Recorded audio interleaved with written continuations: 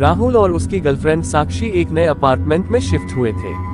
Apartment की इमारत काफी पुरानी थी, लेकिन उसका किराया कम होने के कारण उन्हें ये जगह पसंद आ गई। शिफ्टिंग के कुछ दिन बाद उन्होंने महसूस किया कि उनकी इमारत की छठी मंजिल हमेशा बंद रहती है, जैसे वहाँ कोई रहता ही नहीं। एक दिन राहुल ने चौकीदार से पूछा, भैया छठी मंजिल हमेशा बंद क्यों रहती है? चौकीदार के चेहरे पर हल्की परेशानी दिखी और उसने कहा, वो मंजिल बंद ही रहने दो, वहाँ जो भी जाता है लौट कर नहीं आता।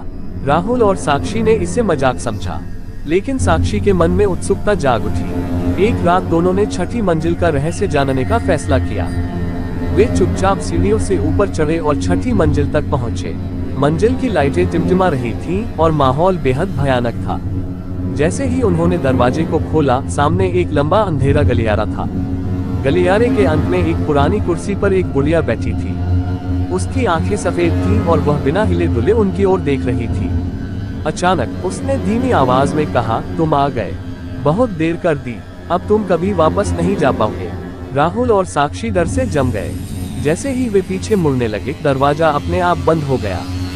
कमरे की दीवारों से खून की बूंदें टपकने लगी और फर्श पर अजीबोगरीब चीखें सुनाई देने लगी। दोनों को महसूस हुआ कि वे किसी अदृश्य शक्ति से घिरे हुए हैं। साक्षी ने चिल्लाते हुए कहा, राहुल हमें यहाँ से निकलना होगा। लेकिन राहुल की आंखें उस बुढ़िया पर टिक गईं, जो अब कुर्सी से उठकर उनकी ओर बढ़ रही थी। उसके हाथ लंबे होते जा रहे थे, जैसे वह उन्हें पकड़ने की कोशिश कर रही हो। राहुल ने दरवाजे की ओर भागने की कोशिश की, लेकिन दरवाजा जाम हो चुका था।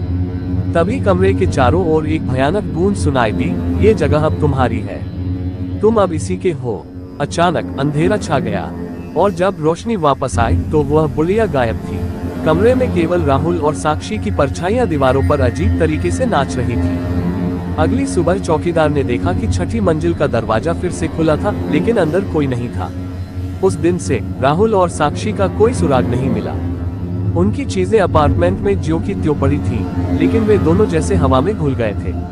इमारत के नए निवासियों ने सुना कि छठी मंजिल से अब भी रात में चीखें आती हैं और कभी कभी राहुल और साक्षी की परछाइयां गलियारे में घूमती दिखाई देती हैं, जैसे वे किसी को बचाने की कोशिश कर रही हो। ट्विस्ट, छठी मंजिल के दरवाजे के बाहर एक नया नेम प्लेट लगा हुआ था। उस पर लिखा था, राहुल और साक्षी निवासियों के प्रबंधक।